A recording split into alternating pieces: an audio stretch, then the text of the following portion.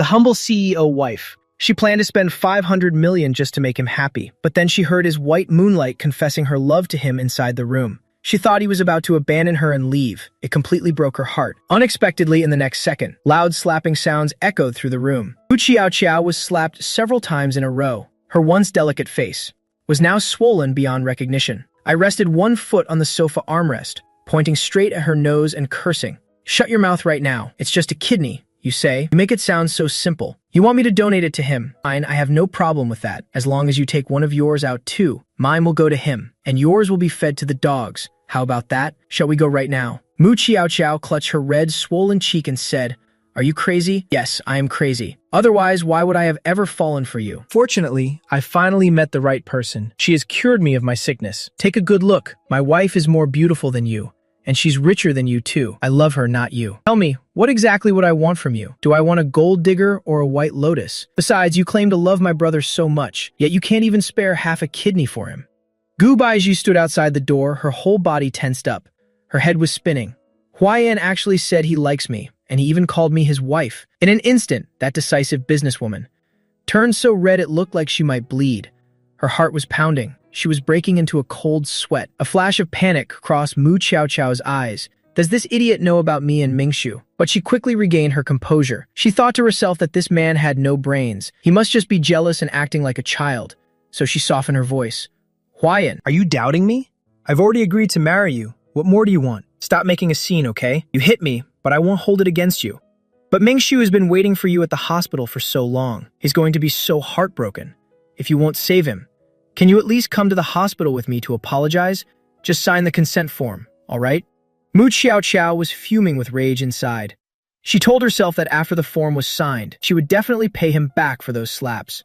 I looked down at her from above. I kicked Mu Xiaoqiao to the floor. "Guards, beat her for me. Keep hitting her until she learns to listen." As soon as I finished speaking, before the bodyguards outside could even rush in, Wang Ma was like a ruffled old hen. She pounced on Mu Xiaoqiao, throwing a flurry of punches and kicks. Wang Ma did heavy labor all year. Her strength could flip a wild boar. And Mu Xiaoqiao was just a pampered little princess. How could she possibly be a match for Wang Ma? She was screaming like a stuck pig under the beating. I felt a surge of pure satisfaction through my body. It felt as if all my ailments had vanished. Even my stuffy nose cleared up. Just then, the door opened. Beiji rushed in with a group of bodyguards. She approached me with a look of unease, unsure why I had changed so suddenly. Was it a real change or just an act? Deep in my heart, as I watched this woman walking through the backlight, I felt both heartache and immense guilt. In my previous life, at this very moment, she had caught me kissing Mu Xiaoqiao. With teary eyes, she asked me why. But I only insulted her, saying, "Why shouldn't I be with her? A useless woman like you who can't even conceive. Even IVF wouldn't work for you. Do you expect me to stay with you forever? Just sign the divorce papers. I never want to see you again." Mu Xiaoqiao stood nearby, as if she had just heard some earth-shattering news, staring at Gu Baizhi in shock. Then she let out a contemptuous smirk. The so-called favored child of heaven, the peerless beauty born at the finish line, Gu Baizhi, turned out to be a useless woman who couldn't bear children. She puffed out her chest with confidence. The panic from being caught earlier vanished instantly. She reached out to grab my arm and said triumphantly, "Xiao Gu, since it's inconvenient for you, from now on, just let me satisfy Huaiyan." The normally powerful and cold Gu Baizhi was crushed in a single moment. She never expected that I would use her biggest insecurity to stab her in the heart, trampling her self-esteem under my feet. Afterwards, Baizhi's private secret was rumored everywhere. It even made the hot search on Weibo. In just 1 month, she looked haggard and aged significantly, losing all the energy and confidence she once had. She didn't fear the world's gossip or mockery. She only feared being hurt by the husband she loved most. Thinking about those things, I could barely hold back my tears. Seeing Beiji once again, between those delicate eyebrows, there was a sorrow and pain that shouldn't be there. It was all my fault. I quickly hopped off the sofa, ran to her, and hugged her tight. "Honey, you're back." Beiji's whole body stiffened. Trembling slightly, she replied, "Huaiyan, what's wrong with you?" I acted coy. "Don't say anything. Just hold me," and she obediently followed suit. Holding me tight, I could feel Beiji's warm embrace and her racing heart, recalling how she once held my corpse just to be with me. My heart wrenched. "Beiji, in this life, I will never fail you again." Mu Xiaoqiao had been beaten until the corners of her mouth bled. She had 3 broken ribs, lying on the ground, gasping for air. I let go of Beiji and stepped toward Baiju quickly pulled me back, as if to say, Huayan, please don't go near her. I gave her a bright smile, took her hand, and we walked forward together. I kicked Mu Xiao Xiao. You bitch, not dead yet? You really have 9 lives, don't you? I said coldly. Let me tell you one more time. Gu Baizhi is my wife. Don't even think about making me donate a kidney to Lu Mingshu anymore. Now you can get lost and go to sleep. You can have whatever you want in your dreams. I signaled the head of security. Remember this. From now on, dogs and Mu Xiao Xiao are not allowed in here. The head of security nodded respectfully. Wei Ma looked a bit worried. So does that mean the young lady can't come in either? Sigh. Your young lady is truly a rare case of a hopeless romantic. A hopeless romantic is just another kind of dog. Mu Xiao Xiao was thrown straight out. I smiled happily, turned around to see my wife looking suspicious and gloomy. She let go of my hand and turned to go upstairs, looking very determined. I thought to myself, what's wrong? Why is she upset again? I quickly followed her upstairs, into the bedroom. Baiji's expression was cold and distant. Seeing me enter, she handed me the card in her hand. Here's the 500 million you wanted. Take it and give it to your father. As for your older brother's situation, I've already had someone make contact. We can keep him from the death penalty, but a few years in prison is unavoidable, she said, her eyes fixed on mine. The pain in her eyes grew deeper. Suppressing that pain, she said, just be blunt with me. Is there anything else? You know very well I'll agree to anything you ask. There's no need to put on such a big show. I looked at her, feeling a surge of sighing and heartache inside. Look at how much this poor woman has been bullied. I've already turned over a new leaf, but she just won't believe me anymore. I took her hand, pushed the card back to her. Honey, keep this 500 million for yourself. It's actually a good thing if my father's company goes bankrupt. Don't get involved in my older brother's business either. He murdered someone in broad daylight. If you cover for him and people find out, both you and your company will be in trouble. I won't care about them anymore, so you shouldn't worry about them either. I figured it all out. You're the only person in this world who's truly good to me. I want to live a very happy life with you. Can you still believe in me? The corner of Baiji's eye twitched slightly. Her heart began to race once again. She stared intensely into my eyes, searching for any trace of deceit. But she only saw sincerity and purity, no acting at all. But can she really trust me? A few days ago, I also cried, saying I'd treat her well, but then immediately opened my mouth to ask for 500 million. To Baiji, 500 million was nothing. She wouldn't blink at giving it to me as pocket money, but I used fake affection to drain her trust. As soon as she nodded in agreement, I would immediately revert to my old self, taking a shower even if she just lightly touched me, always avoiding her. Baiju always felt insecure in a certain way. She was a normal woman. Unfortunately, her body had an issue.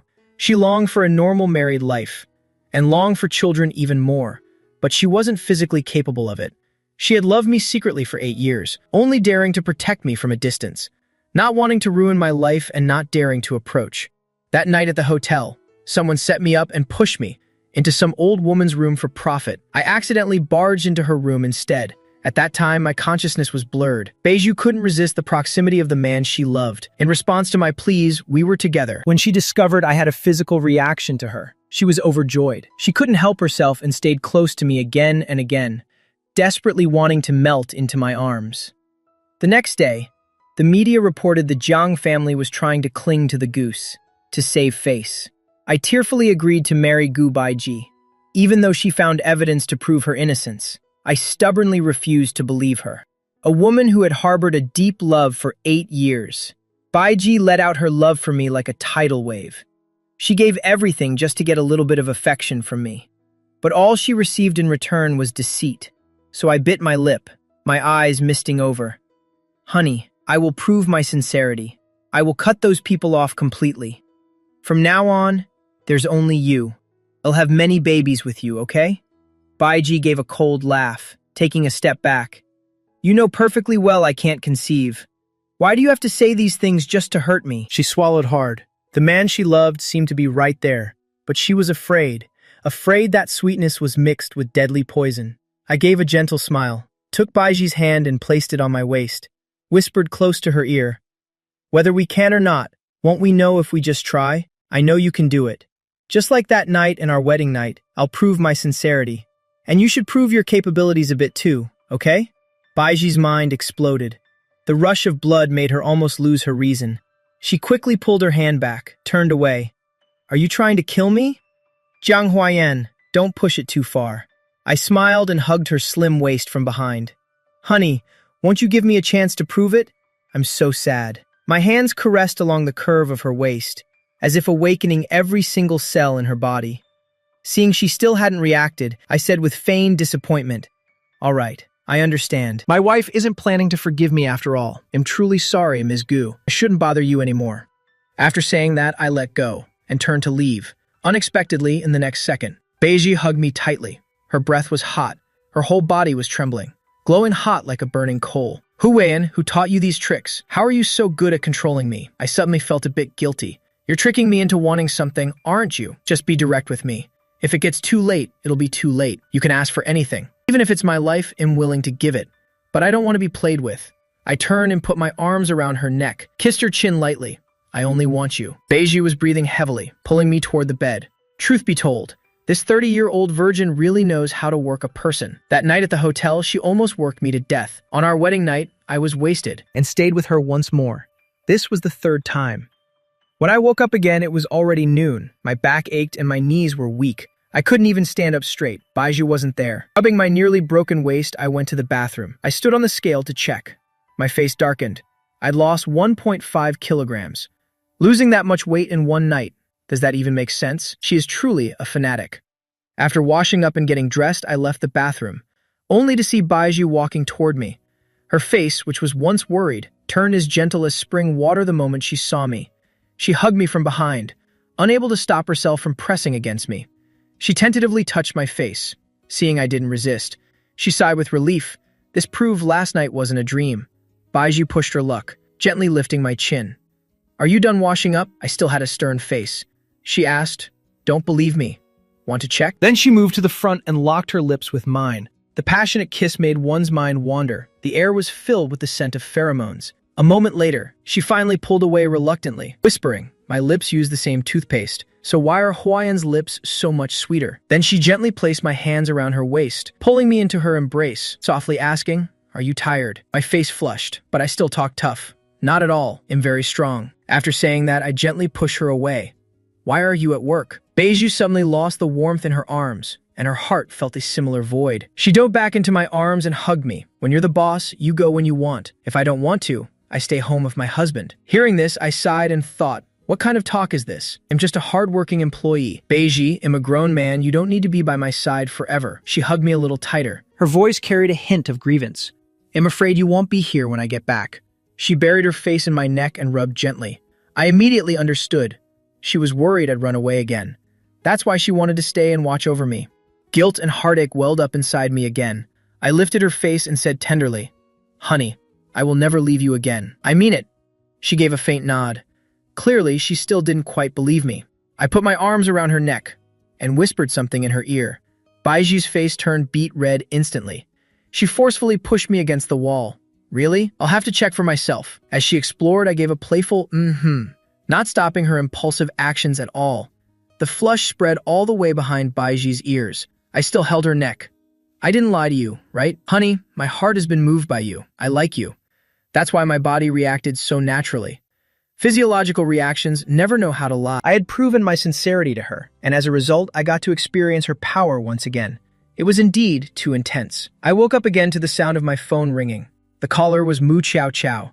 I forgot to blacklist her number. I've been busy ever since yesterday. Initially, I planned to hang up and then block her, but then a mischievous smile formed and I answered. "Huayan, are you still pouting?" She started off with a reproachful tone. It really annoyed me, so after I rejected her so fiercely yesterday and beat her until her teeth were all over the floor, she still thinks I am just sulking. Good grief, you don't think I am waiting for you to coax me and then obediently go sign the kidney donation papers, do you? Mu Chow Chow, she said casually. "Isn't that how it should be? I know you were just acting yesterday because she's so rich. Your family needs her help again. That's why you're treating me like this. I don't blame you at all, as long as you are willing to come back. What I promise still stands. I will marry you." After she finished speaking, those annoying, sobbing cries started up again from the other end. "It's definitely Lu Ming's shoe." I rolled my eyes in disgust. Taking a deep breath, I suppressed the urge to throw the phone, regretting that I hadn't finished them off for good. Otherwise, I would have had him buried alive yesterday. But that day is coming soon. I'll prepare a grand gift for this pair of treacherous lovers, along with my beloved parents and my brother. At that moment, another voice came onto the line, weakly saying, Jiang Huayan, can you save me? I beg you, without your kidney, I'll die. I'll work like a slave to repay you later. We grew up together since we were kids, after all. Can you help me? He wailed miserably. On the other end, Mu Qiao Qiao suppressed her anger while comforting him. I chuckled. If you actually died, that would be wonderful. When's the funeral banquet? Given the history between us, shouldn't I get a private table for the feast? After saying that, I burst out laughing. Mu Qiao Qiao immediately snatched the phone and barked. Jiang Huayan, you've really gone mad. He's your best friend. This time, let's see if anyone still believes you. I think you've truly been brainwashed by Gu Baiji. You weren't like this before. You dare insult my beloved wife? Past is the past. Now things are different. I curse at her. This lord is simply not going. If you're so capable, come and take me by force. If you don't have the guts, then shut up. You two are truly a match made in heaven. Birds of a feather flock together. Truly a perfect pair to grow old together. I'll say it once more. I'm already married to my wife, yet you keep bothering me over and over again. Do you know what this is called? Acting like a mistress despite knowing better, get it? You still dare badmouth my wife? Those 2 ribs of yours were broken for nothing, it seems. Why don't you take them back and make soup for your best friend? Open those dead fish eyes of yours and look closely. He's so scrawny he looks like the wind could blow him away. Crawling on the ground, he looks just like a stick insect. Even gods and ghosts would nod in approval at that sight. Try insulting my wife one more time. I'll put your entire family on a true crime show. A stinky girl like you wants to marry me. Go get sterilized and save everyone the trouble. I hung up and blocked the number immediately. How satisfying. But wasting effort scolding that crazy woman isn't my style at all. I said all that simply because I knew Gu Baiji was eavesdropping. The more fiercely I cursed them, the more delighted the listener would surely be. I suspect that certain eavesdropper, probably out of her mind with joy right now. I planned to go to the kitchen to make some instant noodles. Before I even reached the living room, I caught a tantalizing, alluring aroma. It turned out Gu Baiji was busy in the kitchen. In the past, I would eat whatever she cooked, but I wouldn't dare eat it alongside such cold words. What if I passed out after eating and she tortured me? I'd rather smash my head against a wall and die.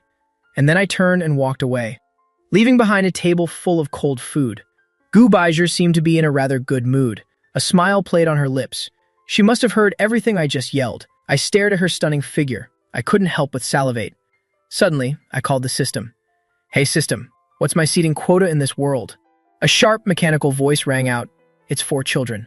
But host, do not worry. Our system is very magical. The woman who carries your child will receive bonus points to her beauty and physique. She won't become less attractive. I nodded in satisfaction, staring at my wife's sexy body. I couldn't help but lick my lips. Look at those firm, round curves. This one look made me want to pounce and devour her whole. Perhaps my gulping was too loud, because Gu Baiji noticed me. She turned her head a bit shy and tense. Are you awake? Are you hungry? I'm cooking right now. My past coldness and sarcasm toward her had left a significant psychological shadow. It made her very afraid whenever I started to speak mockingly. I walked over and naturally hugged her from behind. I said, I could smell this fragrance from downstairs. Just then, my stomach rumbled at the perfect moment. It made her giggle. Her beauty was truly unrivaled. This scene was truly wonderful. Having children with such a gorgeous woman is truly the kind of entertainment everyone dreams of. Gu Baiji's lips parted slightly, her palms sweating, yet she tried to stay calm as she lifted my chin. She tentatively tried to kiss my lips. I smiled, cupping her cheeks, and placed a gentle kiss on those lips. I uttered a sentence that filled her with pure joy. If you want to kiss me in the future, you can do it any time. I am your husband, after all. She pursed her lips and gave me another peck, both happy and worried. Just as she was about to say something, the phone rang. She took out her phone to check. It was a call from a business partner. The screen showed the innocent, smiling face of a baby. I naturally took the ladle from her hand and gave her bottom a light pat, signaling that I'd watch the pot, and told her to go ahead and answer the call. Gu Baiji's face instantly turned beet red, the blush spreading all the way behind her ears. Tisk tisk. I wonder if her employees know their big CEO blushes like this. I wonder if they do. And so Gu Baiji walked out to answer the phone, all flustered. During the meal, I couldn't help but ask out of curiosity, whose baby was that in the caller photo? It couldn't be your secret child, could it? Gu Baiji nearly choked on her food. She looked at me with a hint of sadness. That was a photo of me as a child. Jiang Huan, you know full well that I can't have children. I was stunned. How much did this woman long for a child? Since she couldn't give birth, she had to look at her own baby photos for comfort. How pitiful. Successful people truly think differently. I reached out and took her hand. They'll work hard so you can have a child, okay? Gu Baiji was dazed for a moment, her expression pensive. After a long while, she said, "Do you want me to do IVF? It's very painful. I don't want to go through that. I accepted my fate a long time ago. It's all right." She spoke very calmly, but her eyes held a trace of unmistakable sorrow. I squeezed her hand tighter. "No, I'm talking about our very own child. A child carrying your blood and your genes. Wife, can you trust me?" Gu Baiju's lips curved slightly as she tried to restrain her emotions, squeezing my hand back. "Thank you. Jiang Huiyan, you're still willing to marry me even though I'm like this." She completely thought I was just comforting her, feeling both bitter and grateful in her heart. I sighed inwardly, but ultimately didn't argue further. I couldn't tell her that. I was bound to a birth system. But when her belly starts to grow, Gu Baizhi will know I wasn't lying to her. I really want to see her expression when her eyes redden with shock and joy to the point of being speechless. Totally looking forward to it, right? But Gu Baizhi seemed unaware that to modern men, she is absolutely perfect. She has both beauty and wealth, and she's warm and pampers her husband. A black card for unlimited spending, hundreds of millions at her fingertips, and she's incredible in bed. And the fact she can't have children. Yes, the most important thing is being child-free. It's truly absurdly perfect. Of course, with me here, we will definitely have children. I must hold on to her tightly, let high-end goods like her back on the market. While lost in thought, I peeled a shrimp and accidentally got pricked by the shrimp's head. It hurt enough for me to gasp, letting out a soft cry. Gu Baizhi immediately frowned in concern, grabbing my hand to inspect it. The fingertip skin was torn, and a faint trace of blood appeared. She rushed me to the sink to wash the finger, then found gauze and a bandage to treat my wound. I said helplessly, "You're overreacting. It's hardly even bleeding. How am I supposed to peel shrimp like this?" She gave me a cool look, then gave me a light flick on the head. "Don't touch these things anymore. Do you hear me?" "No way, I like eating shrimp. Still, you aren't allowed to touch them, you dictator." She smiled. "I'll peel them for you from now on. Don't do it yourself." So that's what she meant by not allowed to touch. Alright then, she used to peel shrimp for me before too. Except back then, I hated her bitterly. Treated the shrimp she peeled like trash. When Gu Baizhi put a peeled shrimp in my bowl, I tossed it straight onto the floor without even a glance. If she dared to add another one, I'd slam my chopsticks down and leave immediately. Over time, she didn't dare to provoke me anymore. Sitting back down at the table, I raised my index finger, clumsily using my chopsticks to eat. Gu Baizhi lowered her lashes, her long, graceful fingers moving deftly as she helped me peel the shrimp. A small bowl was soon filled. I rested my chin on one hand, prodding my rice with chopsticks with the other. Sigh, such a peerless beauty. With such a delicious wife by my side, the rice loses its flavor, and rather just eat her instead. Gu Baizhi felt shy under my gaze. "Don't you want to eat the shrimp? I've peeled them all. Eat up." I moved closer and gave her a loud peck on the cheek. Clack. The shrimp in Gu Baizhi's hand fell onto the table. Her fingers trembled slightly. She kept swallowing, sweating all over from tension.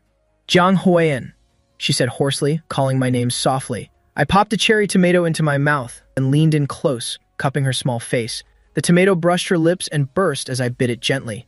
The juice exploded, sweet and sour, but it wasn't a 10,000th as sweet as her flavor. Aunt Wang came home from grocery shopping, saw this exact scene. She gasped, grinning from ear to ear. "Oh my, master and madam are finally getting along. How wonderful, truly wonderful. The late madam in the afterlife must be so happy. Look at that. Oh my, look again. Tisk, tisk."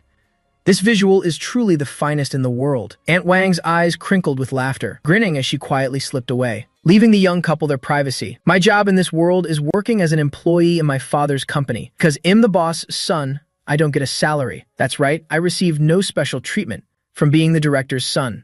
On the contrary, because I'm capable, and because of my parents' bias, they dumped all the hard work on me, making me a glorified errand boy for my brother. In reality, I'd stay up all night writing plans. They'd be under my brother's name. I'd drink with clients until my stomach bled, but my brother would sign the contracts. It'd take the heat for offending people, while the profits flowed straight into his pocket. The family paid for a few insurance policies for me and fed and housed me, only to take every cent of my 3.5 million monthly salary to give to my brother. They put it beautifully. "You aren't lacking food or clothes. Just ask us if you want something. Isn't that enough?" Before, controlled by the plot, I really did resign myself to being the fool taking the blame, working myself to death for that family every day. I don't want that anymore. I don't even need the job. Just staying at Gu Baizhi's place, enjoying life, binge-watching movies and shopping. Damn, it feels good. The manager called to scold me. I cleared my throat, cursed him out, blocked him, and left the group chat in one go. Damn, that greasy bald guy. I finally don't have to smell his bad breath anymore. I just submitted my resignation and was stretching when Aunt Wang knocked on the door. It seemed there was something urgent she needed me for. I politely invited Aunt Wang into the room. Aunt Wang said, "Master, Madam just called, saying she left an important document in the study. You know how it is. No one is allowed in Madam's study besides her. Nobody else is allowed. Madam specifically asked for you to help retrieve the document. The assistant is almost here. Could you please give us a hand?" I vaguely felt this scene was somewhat familiar. It was exactly like this in my previous life. Gu Baizhu asked me to get a document for her assistant. Remembering how I was under Mu Xiaoxiao's spell back then, I had sneaked into Gu Baizhu's study and office to steal documents. I did exactly what she wanted.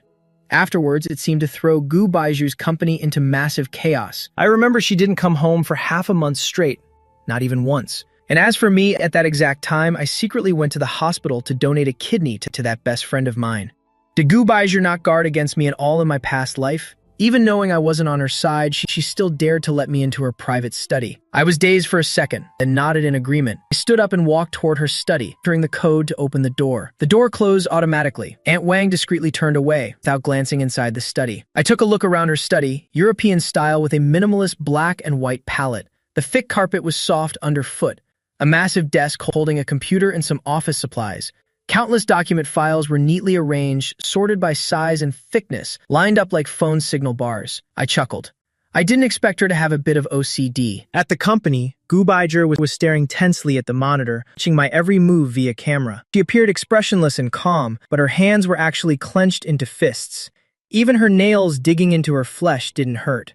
Her alluring thin lips were pressed into a straight line. Please, don't do anything to disappoint her. Don't shatter her beautiful dream again. Gu Baizhu purposely let me into the study, knowing Mu Xiaoxiao was instigating me to steal confidential company documents. She was terrified that I actually would. If that were true, she would rather end her own life. In reality, she was very clear-headed, knowing she might fall into my trap once more. But what other choice did she have? Did she have any choice at all? No, none whatsoever. Only the lonely courage of sinking deeper, despite being fully aware. I quickly found the designated document on the desk. Checking the title, it was indeed what she needed. After that, I randomly flipped through a few other files, neatly arranged on the desk. Gu Baizhu's nerves tightened like violin strings. Finally, I pulled out another document bag. Gu Baizhu closed her eyes in pain. That was the massive project the company was about to take on. If the entire file were leaked, the company would lose at least 1 billion yuan. Are you really doing this in the end? Deceiving her again for Mu Xiaoxiao, even willing to trade your own body? Gu Baizhu tried to appear calm as she lifted her teacup, taking a small sip. Crack. She crushed the teacup in her hand. Hot tea mixed with bright red blood, slowly dripping from her beautiful long fingers. She intended to turn off the monitor, but when she saw my image on the screen, her hands suddenly froze. I was sitting in her chair, busily writing and drawing something on a yellow sticky note. What is he doing? Gu Baizhu zoomed in the camera focus and discovered I had drawn 2 hearts, with an arrow piercing through them. I gazed intently at my masterpiece, smiling with satisfaction as I opened the folder and tucked the sticky note inside. Then, I sealed the envelope and put it back where it belonged. I even helped Gu Baizhu tidy up her desk a little, before grabbing the original documents and getting up to leave. From start to finish, I didn't once take out my phone to snap a photo, nor did I even glance at the contents inside that folder. You could even say that my fingertips hadn't even brushed against a single page within. It seemed like he had absolutely no interest in those classified secrets. Gu Baizhu maintained her composed exterior, but her heart was a raging sea of emotions. Her Huayan hadn't betrayed her after all. He even drew a heart. Was he trying to pierce her heart with his love? Her Huayan truly loves her, doesn't he? Oh Huayan, you're making me so touched I could die. Baizhu felt warmth spreading from her once cold hands. Her body began to thaw and grow warm again. In an instant, tears began to flow uncontrollably. I carried the documents out. The assistant was ready to leave immediately after taking them, but unexpectedly, Wang Ma came rushing over, cradling a thermos in her arms. "Sir, would you mind bringing this to Madam for me? This is the nourishing soup that the old Madam personally ordered to be made for her. Usually, I'm the one who takes it, but today, oh my body is just so achy and sore. From head to toe, everything is throbbing like a hammer. Sir, could you take it this once?" Of course I understood that. Wang Ma was intentionally creating a chance for Gu Baizhu and me to be alone together, to help nurture our feelings for each other. I flashed a subtle smile and gave Wang Ma a wink. "Thanks a lot, Wang Ma." Wang Ma winked back at me. "Sir, good luck." On the car ride there, I leaned against the window, closing my eyes to feign sleep while talking to the system. "System, is she pregnant yet?" The system's childish electronic voice piped up. "Host, you're being far too impatient. The two of you only shared your intimacy last night." I scratched my head sheepishly. That's true. So when she gives birth, will it hurt a lot? Of course not. Host, we are a childbirth system. Labor pains will be reduced many times over. It'll feel just like squeezing out a blackhead. Furthermore, after birth, the system will help her recover, making your wife even more beautiful and radiant than before. To keep a tight grip on her man's heart. I chuckled softly. If she only relied on her body to hold my heart, that I wouldn't last long in this transmigrated mission. Lasting attraction between two people must be based on the magnetic pull of their personalities. How many lifetimes can you keep someone's heart just by using beauty to enchant them? The system didn't understand. It tilted its head in utter confusion. It was merely lines of data interacting with the host according to its settings. As for things outside its programming, it naturally couldn't comprehend them. At that moment, the car slowly pulled up in front of a skyscraper. The assistant spoke. Sir, we've arrived. Would you like to head down to the parking garage with me or get off here at the main entrance? I looked up at the towering skyscraper and replied, I'll get off here. This is fine. Understood. The assistant helped open the car door for me. I took the documents and strolled inside, aware that another storm was waiting for me ahead. It wasn't lunch break yet, so the company lobby was quite peaceful. The guy at the reception, Hao Zhang, was preening and posing, fixing his appearance. Had heard that the female CEO was in today. He vainly believed he was far superior to other men, the most handsome and charming among the new employees. As soon as the female CEO appeared, he was sure he could win her over and marry into wealth. Who would have thought that while he was so proud of his looks, from the opposite direction, a man appeared who was so breathtakingly handsome, it left him slack-jawed. Delicate brows, bright eyes, broad shoulders, and incredibly long legs. His porcelain skin seemed to radiate a divine glow. With those seductive phoenix eyes, just standing still was enough to steal anyone's soul. His alluring thin lips were like petals kissed by morning dew. Collarbones were exquisitely sculpted like a masterpiece. He exuded a relaxed, nonchalant aura of a domineering CEO who was both pure and dangerously sensual. He didn't look real, but like a masterpiece stepped out of a painting. Hao Zhang, who prided himself on being unrivaled, crushing everyone else in the company, never expected that the moment this man appeared, he would lose so pathetically. He was too handsome, too enchanting, too captivating without being vulgar. A single smile could brighten the whole room, making everyone else fade into the background. Every eye was fixed on him. Seeing me approach, Hao Zhang immediately went on high alert, included above. Hello, how may I help you today? I gave a polite smile and replied, Which floor is your female CEO on? I'm here to deliver something to her. I lightly swayed the bag of soup in my hand. This immediately made Hao Zhang roll his eyes in inward contempt. Figures, another guy aiming for the CEO. Pfiff, what a green tea move. The CEO belongs to him. How dare anyone else try to get close to her? The people nearby exchanged looks, wearing knowing, mocking smirks. Handsome guys looking for the CEO. There are at least 7 or 8 of them every single day. Can't these men come up with something more original? You're looking for the CEO. May I ask if you have an appointment? An appointment? I was speechless. Do I really need an appointment to see my own wife? I don't. Then I'm afraid that's a no.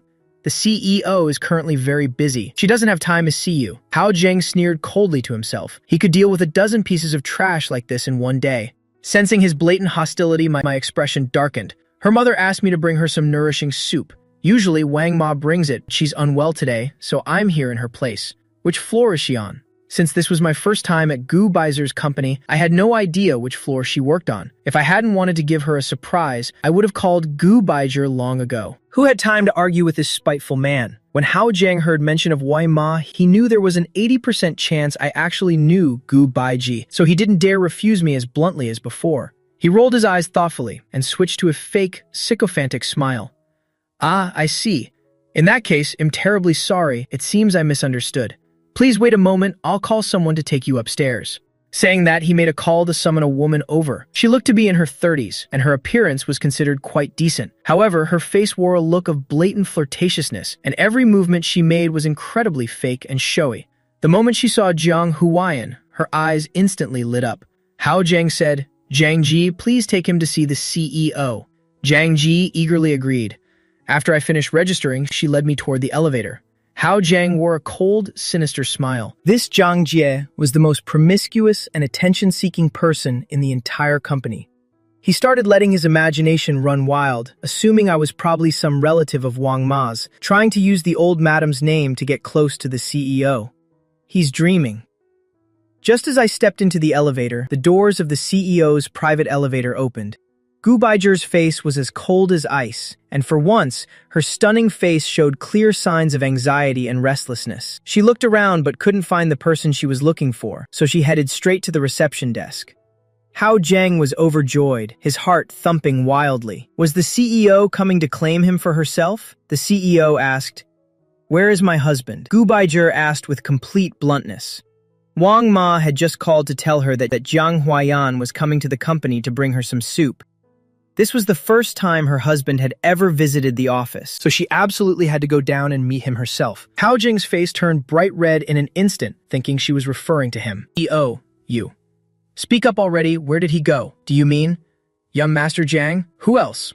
Where is he?" Hao Jing felt like a bucket of cold water had been dumped on him. He wanted to cry but couldn't. His beautiful dream had just shattered. Inside the elevator, Jiang Ji didn't hesitate to scan me from head to toe. "Hello, may I ask your surname?" I didn't give her the time of day. Seeing this, Jiang Ji still refused to give up, continuing to force a smile she thought was seductive, asking one question after another. When more people entered the elevator, it became cramped and swayed slightly, so she reached out, using the excuse of wanting to steady me, to try and embrace me, but I skillfully dodged her every move, seeing that I paid her no attention whatsoever, staying indifferent no matter what she said. Jiang Jia began to feel irritated. She couldn't help but ask, "If I may be so bold, what is your relationship to the CEO? I've been handsome and wealthy since I was a child, chased by countless women. So naturally, I knew exactly what a green tea like her was thinking." Seeing that we were the only two left in the elevator, I replied coldly, "If you know it's bold, then don't ask. If you want to keep your job, then stay in your lane. Otherwise, you can just submit your resignation today." Jiang Jia was stunned into silence by my sharp retort. Her embarrassment turned to rage and she gave a cold laugh.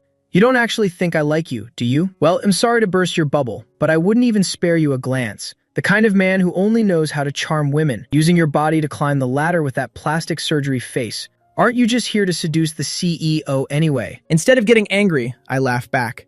"If I'm not here to seduce the CEO, then who? You? Are you even worthy? You don't actually think you're beautiful, do you? Look at that reflective panel right there. Look at yourself in the mirror. You look like nothing more than a legal contract wearing a wig. Besides, what future could you possibly offer that anyone would grovel for? And yet you dare use such vulgar words with me. Go to HR yourself and hand in your resignation. I don't want to see you in this company tomorrow." Jiang Jia burst into hysterical laughter. "Based on what? You? You don't actually think you're the CEO's husband already, do you? Someone like you in the eyes of the wealthy is nothing more than a ridiculous little toy. My being willing to take you in would be a favor to you. You really don't know how good you have it. Now get on your knees and beg me. Maybe then I'll give you another chance." She was obviously lying. What chance was she even talking about? Ask her grandfather for a chance instead. The system screamed in my head. "This woman is so loathsome. Do you need me to purify your lungs later? Breathing the same air as her is so filthy. What rotten luck." I wanted to laugh but had to hold it in. Jiang Ji was infuriated by my calm expression. She immediately reached out to grab me. "Someone this handsome. Even just one touch would be worth a lifetime." Since he wouldn't submit to her words, she couldn't be blamed for using force. Daring to touch me? I sent her flying with a single kick. She hit the floor. Ding! The elevator doors opened. Gu Baiju's stood right there at the entrance, breathing slightly heavily. Seeing that I was safe and sound, she let out an instant sigh of relief. I happily wrapped my arm around her slim waist. "Dear wife, what are you doing down here?" Gu Baiju's smiled. "Why didn't you tell me you were coming? I would have come to get you. I wanted to give you a surprise." Our affection for each other was palpable. I smiled and reached out a finger, tapping her elegant nose. At the same time, I turned my head to look at the woman, whose face had turned ghostly pale from fear. Now it's time to settle the score. In the next second, I suddenly let out a heavy sigh. I hung my head. "Huayan, what's wrong? Is it too hot outside? Are you feeling tired?" Gu Baizhi couldn't stand seeing me frown even a little bit, so she hurriedly asked with concern. I shook my head, pursing my lips with a melancholy look. "I feel like I am not good enough for you. You're so wonderful, so beautiful and wealthy, and I'm just a man who only knows how to enchant women and use his body to get ahead with this fake face." As I spoke, my eyes glanced over at Jiang Jia. She was so terrified she could barely stay on her feet. Large beads of sweat rolled down her temples. Her entire body was shaking. I feared she was really about to wet herself. I continued to pile it on. How could someone like me be worthy of being your husband? I'm only worthy of being your little toy. Maybe we should just get a divorce. This Jiang Ji is so kind. She's even willing to take me in. Being with her might be the best choice for me. My acting was so deep and moving. I almost started believing it myself. Jiang Jia frantically waved her hands beside us. No, that's not it. Not at all. CEO, I never said those things. I swear it wasn't me. Gu Baiji was no fool. She quickly realized that. I had been insulted by this wretched woman. Just now, when the elevator doors opened, she was still sprawled out on the floor. Clearly, she had tried to lay a hand on Huayan, but had been kicked away by him. Gu Baiju let out a chilling laugh. Without a word, she threw a punch that sent Jiang Ji tumbling. When someone dares to bully her husband, there's no room for logic or reason. Making frets is just for show. A solid punch is what truly counts. Jiang Ji groaned in pain, unable to get up. Gu Baiji followed up with a flurry of kicks. Jiang Ji was kicked several meters away. Gasp. She spat out a mouthful of blood along with several broken teeth. Gu Baiji asked me, "Which hand?" "What do you mean, which hand?" "She tried to touch you with her right hand." Immediately after, Gu Baiji's sharp stiletto heel stomped down hard on Jiang Ji's right hand. The sound of bones snapping blended with Jiang Ji's blood-curdling screams. What a beautiful melody it was. Gu Baiji was actually holding back quite a bit. After all, her beloved husband was watching, so she had to maintain a bit of gentleness. She walked back to my side, reaching out to embrace me. She buried her head in my chest. "It's my fault for letting you be subjected to such disgusting trash." I nuzzled against her neck, coquettishly saying, "I'm not trying to tattle or anything, but they are your employees after all, so it's better if you handle it. What's mine is yours. However you want it handled, I'm more than willing to do it for you. Huayan, I will never let you suffer any injustice. I will definitely give you a satisfactory answer regarding this matter." Her eyes were filled with heartache. She was so full of self-reproach, she wanted to slap herself. She'd rather I get angry and scold her, but I just smiled and nodded. I knew my wife was the best. After saying that, I hugged Gu Baiji and gave her a loud, resounding kiss. Her lips trembled slightly as she clung tightly to my waist, refusing to let go. Just then, the assistant came running over. After gathering all the details of what had happened, they recounted it all. Gu Baiji's face grew darker with every word she heard. Although her rage was sky-high, she only gave a cold snort, rubbing the bridge of her nose. She whispered, "You know what to do, right? Take care of it." The assistant nodded. "I understand." Naturally, taking care of it didn't mean murder. In this law-abiding society, even a domineering CEO has to follow the law. Those two idiots would be fired from the company. Their actions weren't quite enough to land them in prison, but they definitely wouldn't escape heavy fines. Gu Baiji's legal department was already legendary for being incredibly formidable. Even a cockroach crawling in an opponent's house could be used as grounds for a lawsuit by them. But it didn't end there. They would be blacklisted from the entire industry. At the very least, Gu family businesses and their close affiliates, or any company looking to curry favor with the Gu family, would absolutely never hire them again. It didn't matter if you graduated from a prestigious school, or were part of the Ivy League, or held a PhD or master's from MIT. In this city, besides waiting tables or making deliveries, they would have nowhere left to go. Gu Baizi couldn't wait any longer and pulled me into her office. Closing the door, she pinned me against it with her arms. Looking up, she whispered softly in my ear, "Huayan, I miss you so much. I really missed you." I wrapped my arms around her waist, fully indulged in her warmth. We only saw each other a few hours ago. What is there to miss? This decisive, fierce, and seemingly abstinent CEO Gu suddenly let out a soft moan, burying her face in the crook of my neck. She couldn't stop nuzzling and kissing me, saying coquettishly, "I don't care, I just miss you." She was just like a big puppy acting spoiled, making me giggle from the tickling sensation. I hugged Gu Baizi's waist tightly, pressing my face against her neck. "I miss you too." Gu Baizi's throat felt dry. The blood in her body rushed to her head. She looked up and met my hazy, dreamy gaze. My thin, sensual lips, teeth as white as carved jade. Gu Baizi gave a hard swallow. She called out softly, "Huayan, you want." I immediately reached out to block her lips. "No, you don't want to." My face turned bright red with embarrassment. "This is the office. Don't misbehave." The big dog lowered its ears, resting her chin on my shoulder. "All right, whatever her Huayan says, goes." I asked, "Is there a restroom here?" "Yes, over there." Gu Baizi pointed casually. I escaped her embrace and went into the restroom. Gu Baizi coughed shyly a few times. Suddenly, a loud scream came from inside.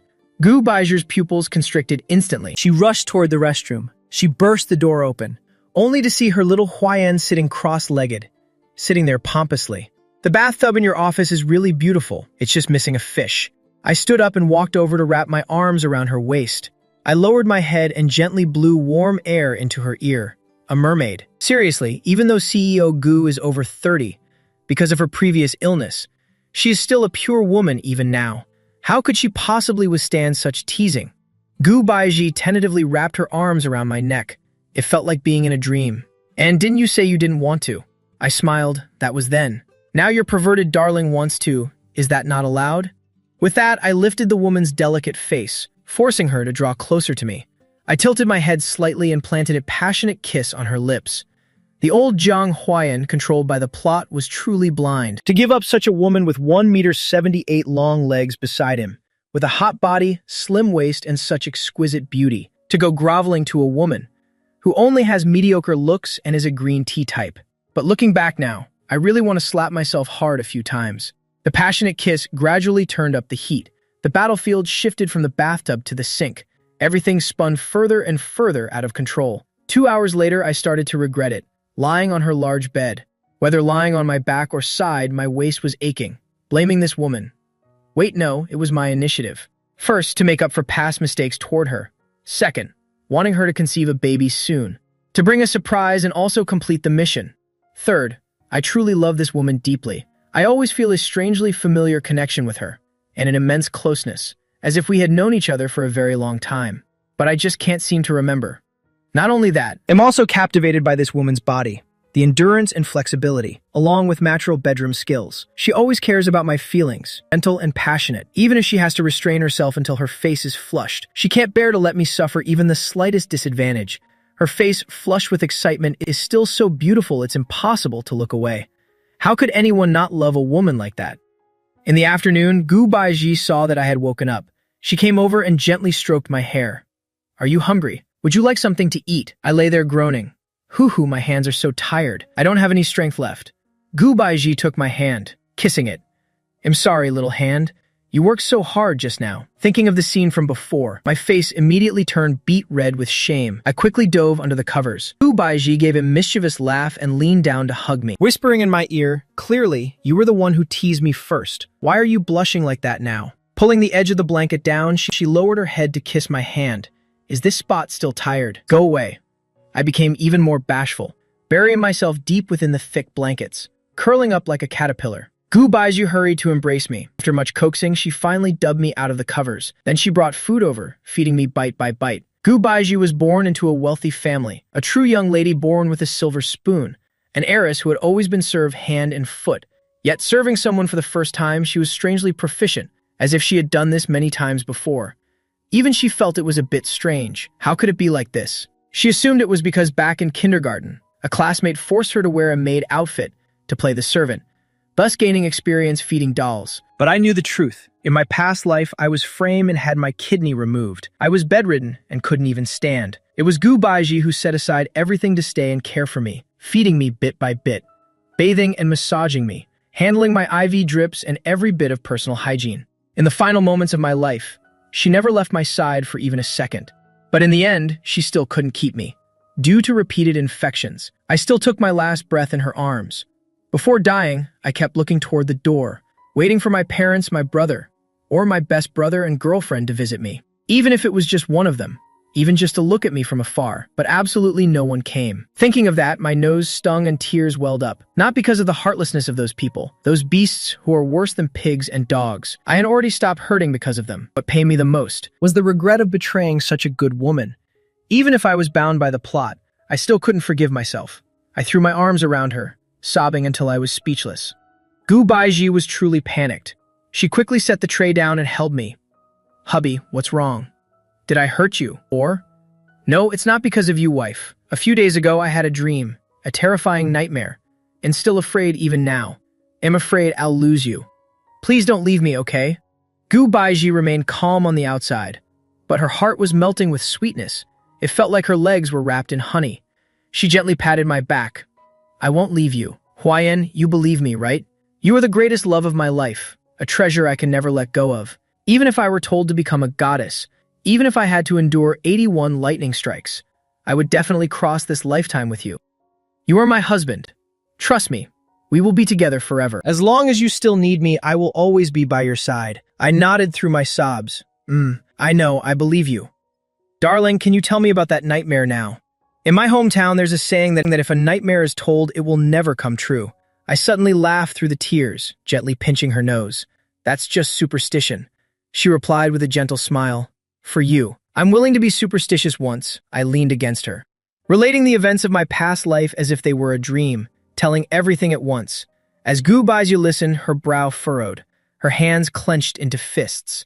Zhang Huayan said, I was scared to death, but when I woke up and saw you were still here, it was so good. And then I understood that I shouldn't force someone who doesn't love me and isn't worthy of my love.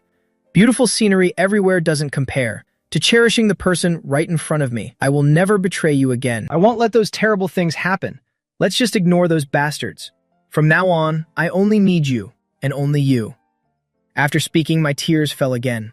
Gu Baiji understood why Huayan had suddenly changed his attitude like that. Even if the reason was just a dream, which sounded a bit far-fetched, she still chose to indulge him as before. She would protect Huayan well. She had never let those scumbags hurt him again. Gu Baiji took out a handkerchief and gently wiped my tears, cupping my face with both hands. She nodded solemnly. I believe you. We will never be apart. From that day on, Wang Ma's headaches and body aches seemed to become increasingly serious. Normally, whether cooking meals, cleaning the house, or stewing soup, she was extremely lively. She could jump onto the roof with a light hop and take down a bowl with one punch without even losing her breath. However, whenever it was time to deliver soup, she would start stumbling around, her face turning pale, lying on the sofa groaning, demanding I go in her place. The moment I left, she immediately turned on the TV and pulled a package from behind her of spicy sticks she had just snatched from her daughter, eating them with great delight. At the company, Gu Baizhi had publicly announced her husband. That same day, half the men in the company had swollen eyes from crying. The two were inseparable all day long, their affection so deep and sweet that everyone turned green with envy. The poor employees working the 996 schedule, already toiling like beasts of burden every day, living like little mice in the city, were being stuffed with dog food by the boss and her husband. The biodiversity in a zoo wasn't as rich as the Gu family's company. In a flash, half a month of sweetness passed. One morning, the system notification woke me. Congratulations, host. Twin boy and girl are now in your wife's womb. I bolted up in shock. She's pregnant? Really? The system spoke again. Dear host, since you successfully impregnated your wife, this system has received points and leveled up. You also have points now. The system shop is now open. Host can go in and select items. I quickly wiped my tears and opened the system shop. I saw that I had 200 points. The system explained that conceiving a baby gives points and giving birth gives more. And until the child turns 18, points will be awarded on every birthday. The shop has many support items. There are items to boost beauty, voice charm, skin aesthetics, physique and talents like martial arts, balance skills, speed, even skills like genius musician, genius calligrapher, or genius child chef, or even a genius doctor. After all, this baby creation system mainly revolves around childbirth, having a boy or girl, twins or singles, choosing gender, IQ, and personality. Talents and skills too. Even which parent the baby looks like is customizable. Pregnancy-saving pills, painless labor medicine. Life-saving medicine for hemorrhages. Postpartum recovery pills, all extremely useful. There were even more unimaginable things, like a 10 square meter storage space. Every 5 meter expansion costs more points. Absolute preservation features also cost a fee. What warmed my heart the most was the support items specifically for the female lead. For example, increasing her beauty stats, improving her physique, removing body odor, or oil control skincare artifacts, etc. Because if the female lead happened to be unapproachable, the system wouldn't force the host to blindly carry out the mission. Men are humans too, even though it's a baby creation system. The system never coerces any host. It always understands the host's feelings, caring for both physiological and psychological needs, so the host can be willing and complete missions in the happiest atmosphere. Huayan glanced through the diverse items. It was dizzying. Beauty boost? I don't need that.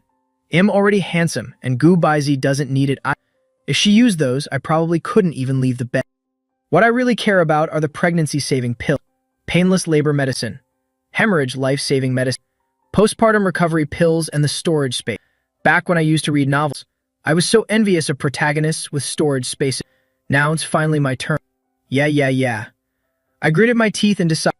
Spent 50 points on a starter storage space. Spent 20 more for the preservation feature. and snagged 21 high-grade pregnancy-saving pills. I was about to buy the painless labor medicine and the life-saving hemorrhage medicine too. The system quickly stopped me. Dear host, these features are already built into the system. Don't buy them just yet. These medicines are only for very special cases, where the host would need to spend points to buy extras. I wondered, what counts as a special case? For instance, when the host's wife is in labor, but I am unfortunately busy at a meeting with the main system, or if something else happens that prevents me from being by your side, then you need to buy the items yourself. But the chance of that happening is nearly zero. Even if I skip the meeting and lose my bonus, I will specifically avoid her delivery time to protect your wife as safely as possible. Oh, my little system, you're just too amazing. Please straighten your tongue before speaking, host. After saying that, the system realized its own tongue was tied. It immediately went silent, whimpering. I laughed until I was doubled over, making the system whimper even more pitiably. After breakfast, I went out to deliver soup to a certain someone. All along the way, I thought about our future activities. I still gave my wife a pregnancy-saving pill. She, as the mother, has the duty to protect her dear baby. But as a man, I don't want to give up the pleasure and enjoyment either. Lately, Gu Baiji and I have been perfectly in sync, in both life and soul. The two of us are truly a match made in heaven. To find a partner so compatible, in both spirit and body, is truly an immense blessing. How could I abstain from touching her for 10 whole months? Furthermore, I don't plan to tell Baiji about the child, right now. As for the condition of the baby in her womb, whether it's truly healthy, they'll wait until we go for a checkup at the hospital, then I can rest easy. Arriving at the company, as soon as I push open the CEO's office door, I heard a cold shout, "Can't you understand human speech? Get out!" I was slightly stunned. My small face immediately pouted. Gu Baiji sat at her desk, her face grim. Clearly, she wasn't screaming, and her expression hadn't even changed. Gu Baiji saw the person wasn't moving. Just as she was about to look up and scold further, she saw her little husband, standing there looking so aggrieved. He looked so pitiable. His big round eyes were filled with tears. Clearly, her shout had startled him. She instantly bolted upright from her chair. A thin layer of sweat broke out on her. The majesty from moments ago vanished without a trace in an instant. She hurried over, gently grasping my shoulders. "Darling, did Nuna scare you? I was scolding a subordinate just now. I thought he had come back. I'm sorry, I'm so sorry. Your wife is sorry. Let Nuna make it up to you." Gu Baiji was so anxious her heart pounded. She feared her earlier expression would scare the boy into never being close to her again. If that happened, she might as well bash her head against a block of tofu. I buried my head in the crook of her neck and sighed. Oh my, is my wife usually this fearsome? I really feel for her employees. Actually, I wasn't angry at all, but I just wanted to tease her a bit. I intentionally pushed her away, turning my face away, placing the nourishing soup on the table. I knew it. People like you stop cherishing what you have once you get it. My hard work for you was in vain, a waste of my effort rushing here. Humph, and leaving. Saying that, I suppressed a laugh and walked toward the door. After a few steps, I glanced back. My pace was slower than a turtle, deliberately baiting Gu Baiji to chase me. Sure enough, after only 3 or 4 steps, I was pulled back by a strong force. Gu Baiji, flustered and pained. "It's your wife's fault." I scolded without seeing it was my darling coming. You'll look carefully before scolding in the future. Don't be mad at me this time, okay? Your wife will make it up to you. If hubby is angry, feel free to hit or scold me. Vent your anger however you like. Your wife definitely won't fight back. I tilted my head to look at her, seeing that she really wouldn't get mad no matter how she was bullied, letting her husband handle her however he wished. On my puffed-up face, a sly smile flashed. The next second, I slapped CEO Ka's bottom with a smack. Normally at home, I was like a little kitten who loved to surprise people. Whenever she wears something revealing and walks past me, I'd definitely give her butt a little slap, or I'd wrap my arms around her waist from behind and shamelessly whisper cheesy lines that would make anyone cringe. The old Gu Baiji would never have dared to dream of such intimate contact with me. Usually, I wouldn't even deign to touch her once, even if I slapped her in a fit of rage. She'd treasure it so much she wouldn't wash her face for 3 days. Her face shows the demure shyness of a proper lady, but in truth, her heart is overflowing with joy. Though she's embarrassed, she absolutely loves it. She wants to be angry but craves more, and I can hardly hold back my laughter.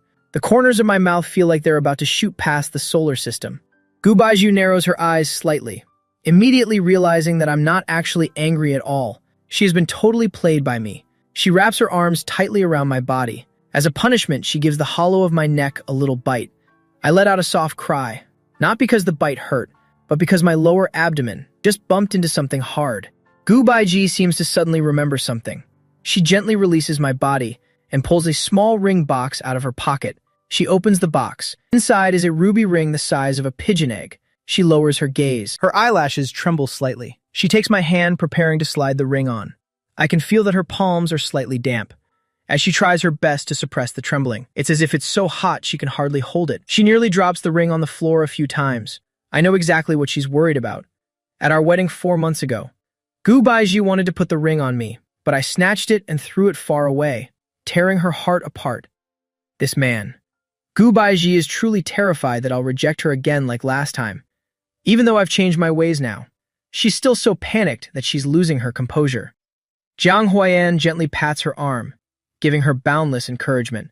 Only when the ring is finally on my ring finger does Gu Baiji let out a sigh of relief. Her Huayan has truly accepted her now, hasn't he? Her fingers caress the smooth, brilliant ruby. She smiles. It's beautiful. I saw it at an auction in Country F and thought it would suit you perfectly. Do you like it? Even if you're not a wealthy young master, it doesn't stop us from liking nice things, right? If you haven't eaten the pork, at least you've seen the pig run. She says it so casually, as if she were at a roadside stall and happened to see a small hairpin and just easily bought it as a gift for her husband. But I know very well that this pigeon blood ruby is worth as much as a luxury 100 square meter apartment in the city center. In the past, when buying rock sugar, I wouldn't even dare to buy a piece this big. She's a real mobile. It's unbelievable. I nod hurriedly. I love it. Thank you, honey. My greedy side kicks in and I quickly call the system, asking if this thing can be taken back to my original world. The system is also amused by my greedy expression. How can this host be so foolishly and adorably money-grubbing? It replies, as long as the host completes the mission, of course you can take it with you. Gu Baiji lets out a soft smile. Her long, slender eyelashes tremble slightly on her usually cold cheeks. A shy blush quietly spreads. Joyfully, I spread my hand and hold it up to the sunlight to admire it. The ruby is so dazzling I have to squint, yet I can't bear to look away. She can't help but smile along with me. It turns out he likes sparkly things like this. He looks so cute. What should I do? While lost in thought, Gu Baiji suddenly remembers something. She goes to the fridge, brings out a cake box, and hands it to me. Here's the cherry black forest brownie you love the most. Give it a taste and see how it is, she says while ruffling my hair. I open the cake box and place it on the tea table. On top of the exquisitely crafted chocolate cake sits a bright, fresh red cherry, sweet and alluring, juicy and enchanting. I act spoiled, shaking Gu Baiji's arm. Then I want my wife to feed me. She gives a rare, slightly mischievous smile. Sure, but you'll have to pay a service fee. She gently wraps her arms around my waist. I lean down slightly and kiss her chin. Is this enough? The next second, I'm pushed down onto the sofa. That woman's picturesque face fills my entire vision. She leans in close, her fingers caressing my cheek and thin lips. Still not enough, she says as she prepares to kiss me. I bite my lip and lean back a little. I pick up the cherry and bring it to her lips, acting like I'm about to feed it to her. Baiju feels her blood boiling, hurriedly leaning forward to bite the red cherry in my mouth. The more she wants to bite it, the more I dodge. We keep teasing each other back and forth, leaving Baiji teased to the point of being between tears and laughter. I tilt my head to look at her. My eyes are full of triumph. Teasing her is truly fun. Baiju decisively stops caring about the cherry, deciding to punish this naughty man instead. She lunges forward, only to have me smear a dab of cream on the tip of her nose. Pfiff! I burst out laughing. I push her away, then turn around and actively climb onto her lap. Sitting high up, looking down at her face, I give a flirtatious smile, reaching out to cup her face, leaning down to use my lips, lick away the sweet cream stuck to the corner of her mouth. I instinctively reach out a finger, lightly touching my own alluring thin lips. The combination of my long, slender fingers creates an indescribable feeling. Gu Baiju's breathing suddenly becomes rapid. A mist covers her eyes. Her lips quiver, whispering, "Huayan, it's lunch break right now. I'm free until my 3 p.m. meeting. Let me collect a down payment on that service fee." I let out a soft chuckle, placing the cherry in her mouth, then cupping her face and kissing her passionately. The atmosphere in the office gradually heats up. The little cake never expected its 4-digit value to be abandoned like that. Just as the two of them are lost in each other, Gu Baiju's phone suddenly rings. She freezes for a moment. This specifically assigned ringtone forces her to pause their intimacy. She reaches for the phone. I hear the ringtone and know instantly that she absolutely has to take this call. At the same time, excitement mixes with tension. I plan a kiss on the corner of Gu Baizhi's mouth and mouth the words for her to answer. Gu Baizhi nods and picks up the phone. I plan to get up and give her some space, but she presses me down, not letting me go. You just teased me into such a frenzy, and now you're trying to leave. I have no choice but to stay by her side, holding her waist, nesting my head against her chest. Gu Baizhi frowns slightly as she answers.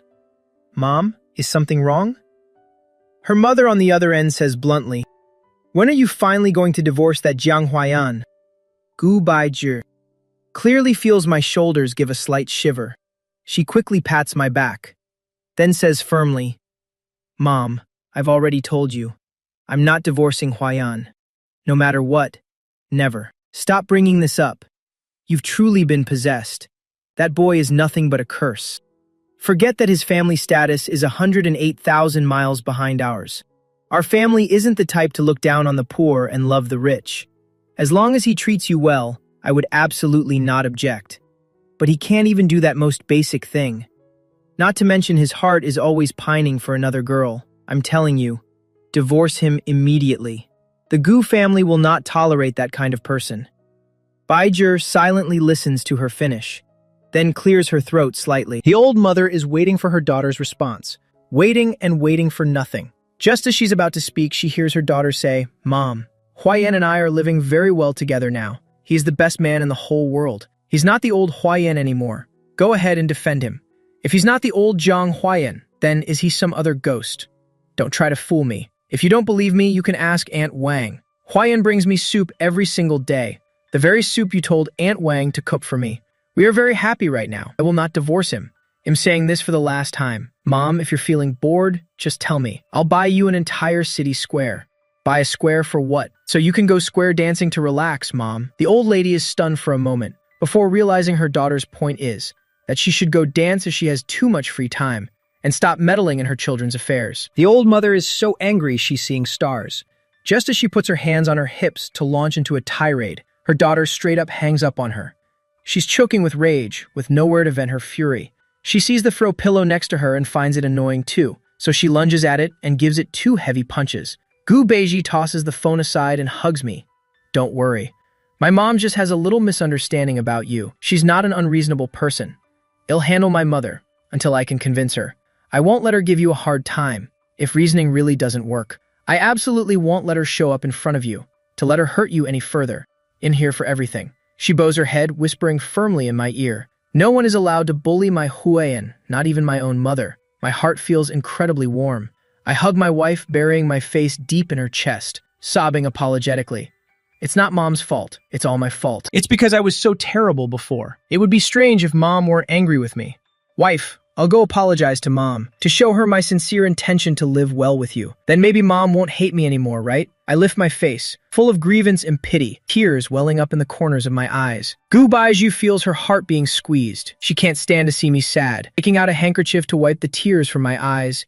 It's okay. I'll always be by your side. If talking to her really doesn't work, I won't let the two of you meet and have a conflict again. She is my mother, and you are my husband. If the two of you don't get along, it's because I haven't done well enough. I snuffle and nod. Wife, it's not like that. You're the best person in the whole world. Gu Baizhi gently ruffles my hair, whispering, your wife is most biased towards you, you know? I suddenly laugh even though tears are still lingering, nestling deep into her chest. Mumbling softly, recalling what happened with my mother-in-law in my past life. Mother-in-law was truly an exceptionally good mother-in-law. When I first became their son-in-law, she gave me cars, money, and even a house. The old lady knew well her daughter had secretly loved Jiang Huayan for many years, and also knew her daughter couldn't have children. She had no idea that I had already cured Gu Baizhi. Gu Baizhi was afraid that if her mother found out, she would pester me with questions and force me to consummate the marriage with her. Doing so would only make Huayan more resentful. The kind mother-in-law had no intention of wasting my life, but promised that once public opinion settled, we could divorce. Afterwards, I could take everything she had gifted me. She would even compensate me with a huge sum of money, even with my blood-sucking family members. The Gu family had been patient time and time again, but my past self never understood the meaning of gratitude, always using the most malicious words and tactics to hurt the Gu family. In the end, my mother-in-law couldn't take it anymore. She vehemently opposed her daughter staying with me, thinking of the past life. Gu Baizhi was later tormented to the point of losing her soul. The once elegant and noble mother-in-law aged rapidly. Plagued by illness, her hair turned completely white. Finally, after Gu Baizi committed suicide by jumping into the sea with me, the old lady went completely insane. Robbed of all her assets by relatives, thrown into a nursing home with no one to care for her. Her body was filthy, with sores rotting to the bone. Infected wounds caused her body to rot, pus flowing constantly. She died in agony, a truly tragic end. Thankfully, I am now in this mission world. Thankfully, everything can start over. There's still time to change everything. I swear that in this life, I will absolutely not let my stupidity involve innocent people ever again. Gu Baizi had to comfort me for a long time, before I stopped sniffling and crying. Actually, I don't like being a crybaby at all. I've always been very strong myself. It's just that I wanted to curl up in my wife's arms and act a little spoiled, that's all. Gu Baizi uses his small fork to feed me bites of cake. Every time my alluring thin lips nibble the fork, it's like adding fuel to the fire in her heart, making her almost go crazy with desire.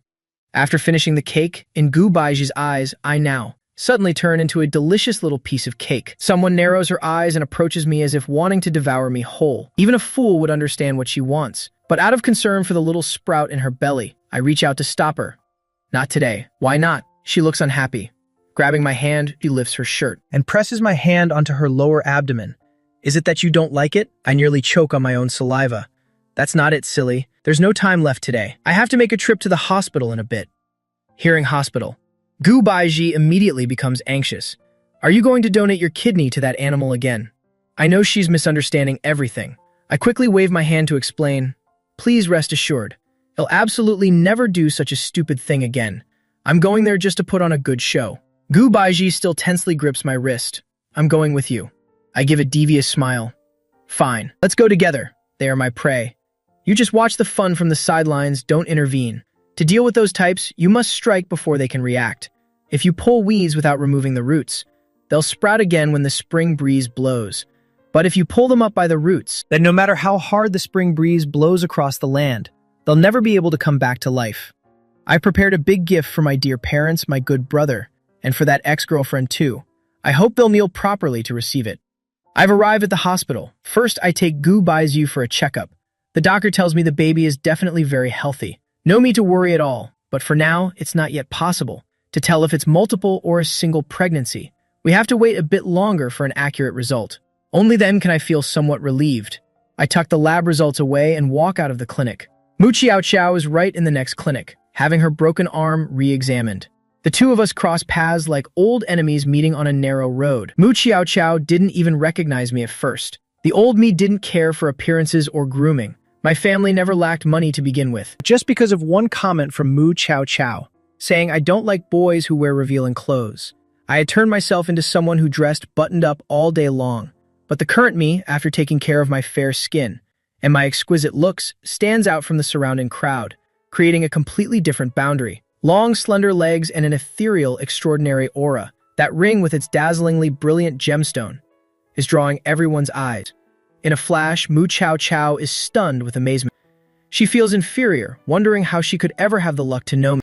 But the moment she recalls my previous simp behavior, she immediately regains her full confidence. She proudly walks up to me. Huayan. Finally, you couldn't suppress your longing and came to find me. I turn to give her a few glances, then curl my lip and start roasting her. Well. Hey, shorty, why hasn't heaven punished you? My friends burn incense every day, praying you die in place of a good person. How come it hasn't worked at all? From now on, I swear I'll never be superstitious again. Mu Xiao isn't even angry after hearing that. On the contrary, she turns her head with a contemptuous smile. She shakes her head helplessly and pokes her cheek with her tongue. Jiang Huan, stop acting so childish. You're an adult now. Stop with these infantile games.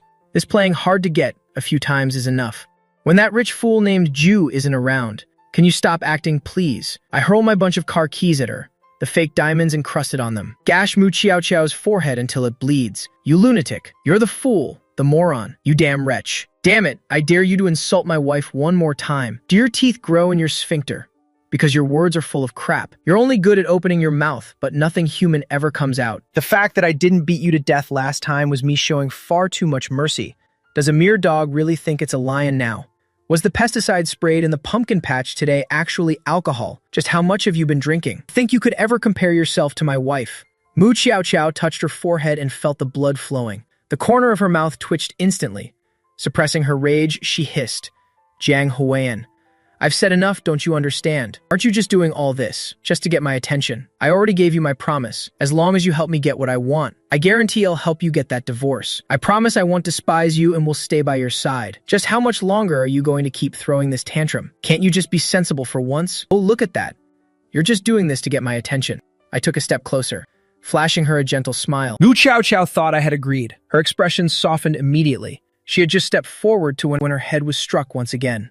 This car key doesn't just have rhinestones, it's got studs too. There's no way I can't beat this green tea bitch to death with it. I was about to strike again. Mu Chao Chao grabbed my wrist tightly. I didn't expect. That Gu Baizi would have corrupted you this much. It's fine if you hit me, but since you're already here, go and sign the organ donation agreement. This is what you owe Ming-Shu. Saying that, she dragged me toward the inpatient ward. I pretended to resist but couldn't break free. I let her lead the way. Of course, I could have escaped at any moment. But if I don't go see that wretched bastard, then the next act of this great play, how can it go on? We arrive at the door of Lu Mingshu's hospital room. I saw him leaning back against the bed, wearing a patient's gown, which only made his face look more pale and sickly. He thought it was just Mu Chiao Chao arriving. He was just about to start his performance. He didn't expect to see me right behind her. He was instantly stunned. Upon seeing my handsome, imposing face, he was both terrified and furious. We haven't met for a few days. How could he become this handsome and charismatic? He's leaving me in the dust by miles. Mu Chiao Chao clutched my wrist, unwilling to let go. Her eyes were glued to me as if mesmerized. I shook off Mu Chiao Chao's hand.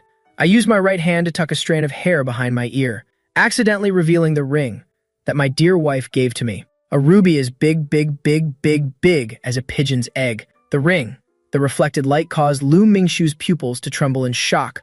Why is this bastard Jiang Huan so lucky? He just walked into some random room and managed to climb into the bed of a true elite family. That piece of trash should have been, by that pig-like fat woman, pinned down and crushed. He should have been tortured to death to satisfy my spite. Lu Mingshu bit his lip. Tears fell instantly, looking as aggrieved as if the Jade Emperor himself owed him the entire galaxy. I rubbed my hands together in great anticipation. Here it comes, here it comes.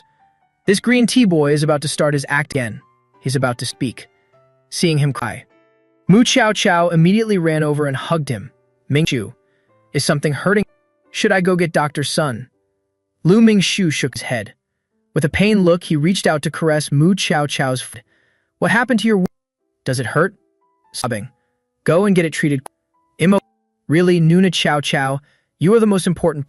You are the only child for 5 generations of your Nothing must happen. Seeing that Lu Mingshu's first words weren't a complaint, but were instead filled with concern for her injury, Mu Chiao Chao's heart melted into water instantly.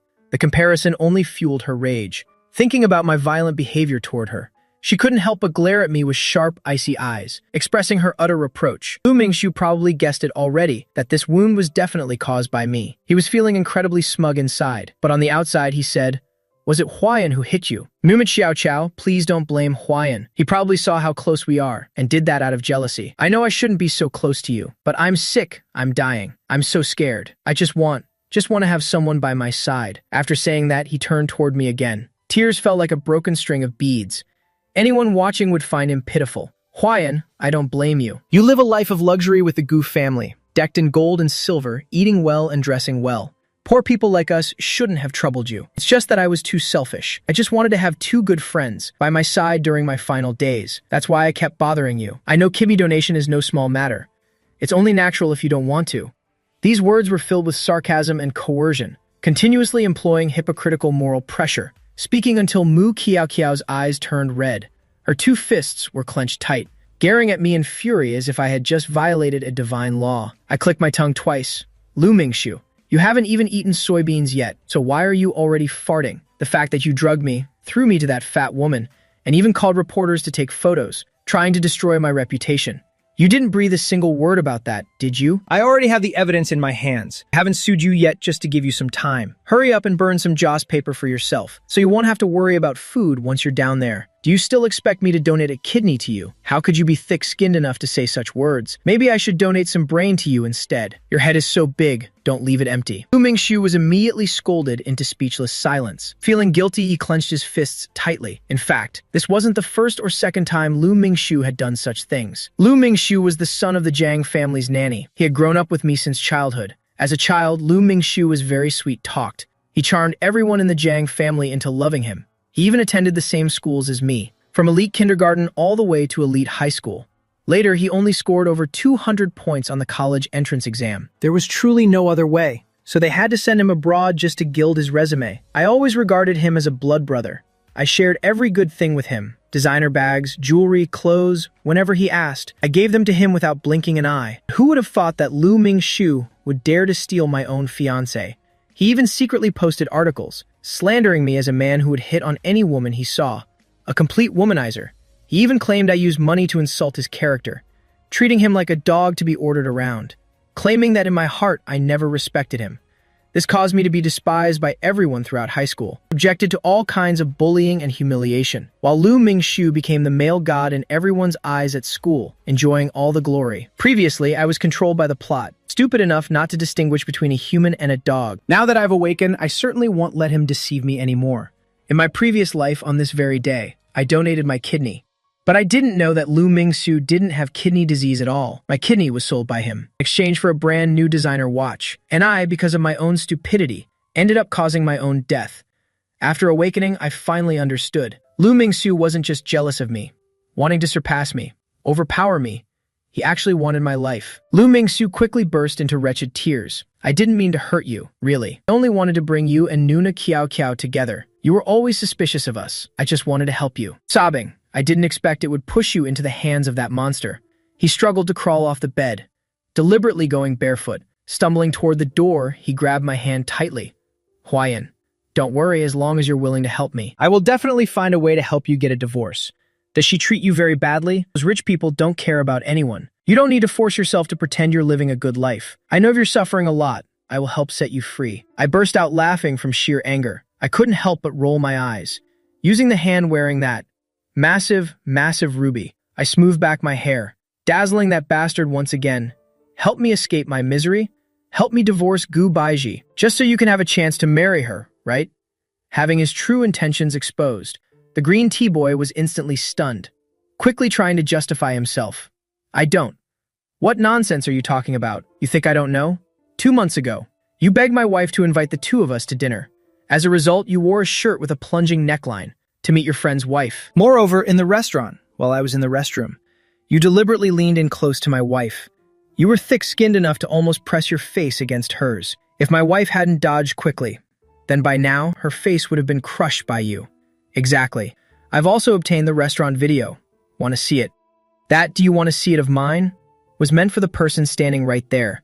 The person whose cuckold horns are already reaching the ceiling. As expected, Mu Qiao Qiao's mouth twitched. Her face was filled with suspicion. Lu Ming-shu's mask was about to slip off. Inside, he was utterly consumed by rage. Today, no matter what, I must take everything from Jiang. Huayan, the Jiang family's son is already certain to receive the death penalty. As long as Jiang Huayan becomes a cripple, he wants to see if the Jiang family will still let him inherit the company. See if Gu Baiji will still treat him like a treasure. In Lu Ming-shu's heart, only that woman, perfect as a jade jewel, could be worthy of him. Mu Qiao Qiao was merely a temporary stepping stone, just an ATM and a way to regulate his hormones. Lu Ming-shu coughed a few times. His frail body looked as if it were about to collapse. He grabbed my arm and prepared to fall, looking incredibly pitiful, full of fragility, as if he were a helpless, weak soul, trying to survive in his final moments. Mu Qiao Qiao immediately felt heartbroken again. Lu Ming-shu isn't that kind of person. Zhang Huiyan must be trying to drive a wedge between us. She hurriedly pulled a folder out of the drawer. Zhang Huiyan, everything from the past is over. Why do you keep trying to dig it up? Ming-shu already apologized. What more do you want? He's sick right now. He shouldn't be agitated. Quickly, come here and sign the organ donation agreement. For the 3rd time, I used the hand with that massive ruby to smooth back a strand of hair that was already perfectly in place. The ruby light shone directly into his eyes. Expel this wretched idiot from the human world for me. I forcefully shoved Lu Ming-shu away. Stop with the drama already. You don't have any illness at all. You just ate some spoiled crab and got food poisoning. What's this about pretending to have kidney failure? Lu Ming-shu collapsed weakly to the floor, immediately breaking into sobs. I was truly sick and tired of watching his performance, preparing to expose his true face once and for all. Lu Ming-shu's eyes darted back and forth. He let out a loud wail and burst into tears, lushing forward to grab my legs tightly, wailing loudly toward the hallway. Huayan, how could you slander me like this? My condition is clearly written on the diagnostic report. How dare you say I'm faking it? We've been best friends for over 20 years. I'm dying. Only your kidney can save me. Why won't you help me? Do you want to just watch me die? At first, we agreed that if you donated your kidney to me, I would give you 150 million as compensation. Now you're demanding 500 million. My family really doesn't have that much money. My mother has to work 3 jobs every day, sobbing. If possible, I'd rather just die and be done with it, to save my mother from suffering, and to stop being looked down upon by you. Your family earns billions every month. Why do you still have to treat me like this? His wailing instantly drew everyone in the hallway to come and watch. In a hidden corner, Lu Mingxiu grinned triumphantly, wanting to use public pressure to force me to sign the agreement. Most people hospitalized here are seriously ill. Cancer, kidney failure, leukemia. They and their relatives are completely different from minor patients, or from the way normal people think. Everyone yearns for someone to reach out and help, to help themselves or their families. Hearing that I was willing to donate a kidney to save someone, everyone was incredibly admiring. But upon hearing that I suddenly raised the price, they were instantly filled with indignation, applying that situation to themselves and their loved ones. As expected, someone started shouting, "You already promised 150 million, and now you suddenly raise the price. Aren't you just driving them to their death? If you didn't want to, you shouldn't have promised in the first place, giving someone hope only to make them despair. Damn it, what kind of person are you? You look as beautiful as an angel. But why are you so cruel? Why don't you just drop dead?" Among them, there was a middle-aged woman who was extremely agitated. She rushed forward and pointed right at my nose, scolding me. "Are you even human? Your family makes so much money. What's another 500 million to you? If you weren't going to save them, you shouldn't have promised at all. To promise and then go back on your word. How can someone as cruel as you exist in this world?" Having said that, she slumped to the floor and wailed miserably. A young man in a patient's gown, thin and sickly looking, ran over to hug his mother. The mother and son hug each other, sobbing uncontrollably. Clearly, this young man was very seriously ill. He had reached the end of his rope, which was why the mother broke down so easily out of empathy. I am merely a cold person, not one with a heart of stone. The emotions of these people were already very fragile. Just a little provocation and their entire world felt like it was collapsing. I won't hold it against them without distinguishing right from wrong. The true mastermind is Lu Mingxiu. I grabbed Lu Mingxiu by the collar and dragged him up. I raised my hand and slapped him right in the face. Lu Mingxiu was stunned by the hit. Slap. The second slap landed exactly as expected. I pinned him against the doorframe. "Stop acting. You dare to go with me to the central hospital, to have another health checkup, to get a brand new medical certificate, to see whether you actually have kidney failure or not." Lu Mingxiu immediately felt guilty. "Why should I go with you? I already have the diagnostic report." I saw both of their expressions shifting constantly. Knowing my provocation tactic had worked its magic, preparing to cast the final net. "I see that you just don't dare, because you don't have kidney failure at all. What you want isn't my kidney. What you really want is my life, right? If I'm dead, you can seize my assets, seize my woman. Perhaps I shouldn't call you Lu Mingxiu, but instead call you Shut Up. Shut up. That's enough. Don't say another word." Seeing his greatest secret about to be exposed, Lu Mingxiu immediately started screaming. Looking like a maddened beast with terrifying strength, there was no trace left of the weakling who couldn't even care for himself before. "Newman Xiao Qiao, quick, catch him. Don't let him get away." With determined eyes, Mu Qiao Qiao immediately grabbed my hand, dragged me into the hospital room, and locked the door from the inside. Lu Mingxiu hurriedly searched for the ink pad. He signaled to Mu Qiao Qiao with a wink. The two of them worked together to grab my finger and press it into the ink. Then they pressed my fingerprint onto the organ donation agreement. The two of them were trembling all over from the stress. Only now did they breathe a sigh of relief. But they completely failed to realize that from start to finish, I didn't resist at all. I was very cooperative as they forced me to leave my fingerprint. Much less did they see the meaningful smirk on my lips, as if I were looking at two idiots. Lu Mingxiu held the agreement and laughed maniacally. "Ha ha ha ha. So what if you know? I've endured enough over these years.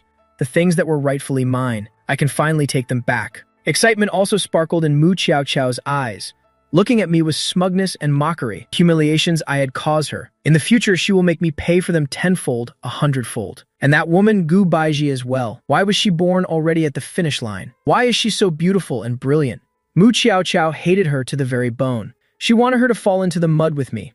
I clicked my tongue and shook my head, feeling like I was still being a bit too modest. Should have been a bit more confident, and just dropped the words as if altogether. These two are definitely total idiots. With a half-smiling expression, I looked at them and said, "Forcing someone to sign an organ donation agreement is against the law. Are you sure that thing in your hand will even work?" Mu Qiao Qiao thought I was just struggling in vain, so she didn't show any panic at all. Whether it's valid or not, your word doesn't matter anymore. This entire hospital is full of my people. I guarantee that before Gu Baizhi can come to save you, the surgery will already be finished. Lu Mingxiu hurriedly approached, snatching Jiang Huayan's phone and designer bag, admiring them with pure joy, caressing them with his greedy eyes. Then he looked at Jiang Huayan again, the huge diamond ring on his hand. He wanted that too, so he lunged to grab it. I sneered coldly and swung my hand. Using just this 500 yuan artificial diamond was enough to slice open that bastard's face. From the right jaw all the way to the right temple, a long, jagged scar. The flesh was turned inside out. Blood gushed out profusely, nearly disfiguring him completely. Lu Mingxiu clutched his face and screamed in agony. Wu Qiao Qiao rushed over to hold him. Lu Mingxiu pointed at me frantically. Sister Qiao Qiao, kill him for me. Kill him. My face hurts so much. Boo-hoo, it hurts. Mu Qiao Qiao nodded in distress. She leaped up to slap me. I dodged to the side like lightning, delivering a flying kick straight to her chest. The sound of bones cracking was clearly audible. Another pathetic scream echoed in the room. At this moment, Lu Mingxiu staggered. He pressed the emergency call button in the room. Very soon after, a group of young nurses kicked the door open and burst in. Lu Mingxiu signaled them with a wink. They immediately rushed to surround me, intending to drag me off for surgery by force. Lu Mingxiu also knew Gu Baizhi would definitely investigate. He had already thought of a way to deal with it. He would have someone take nude photos of me, right during the surgery, to threaten Gu Baizhi that if anything happened to Lu Mingxiu, then my nude photos would be spread all over the world. The Gu family values their reputation above all else. He didn't believe Gu Baizhi would, for Jiang Huayan's sake, throw away the Gu family's dignity. Even if Gu Baizhi insisted on seeking revenge, her company and her relatives would force her to compromise. He could only suffer in silence. Once Jiang Huayan was dead, he would pin all the blame on Mu Qiao Qiao, saying Mu Qiao Qiao plotted to seize the Jiang family's assets and wanted to kill Jiang Huayan, and that she even threatened him, using his mother's life to force him into it. Then he'd act pitiful to gain her sympathy and get close to her, relying on the fact that inside him, he was carrying the only living organ from Jiang Huayan. Surely, out of longing for her late husband, she would gradually accept him. Lu Mingxiu was lost in his beautiful dream. As for me, I was already fed up. I snapped my fingers. From outside, 4 tall, muscular men in black suits immediately burst in, quickly knocking out the young nurses on the spot. I looked at Lu Mingxiu, who was in a state of total panic, forcing him back step by step. Lu Mingxiu thought I was coming to steal the agreement, so he held onto it for dear life. I just raised my hands and waved them in front of him. Then I rubbed my wrist with my finger, peeling off a layer of skin, peeling away the artificial skin stuck to my hand, tossing it straight at Lu Mingxiu's face. The fingerprint I just pressed wasn't my fingerprint at all. That agreement is, of course, invalid. In reality, under involuntary conditions, any agreement signed is null and void. But those 2 law-ignorant fools didn't know that, thinking that just forcing me to press my thumbprint would make it uniquely valid.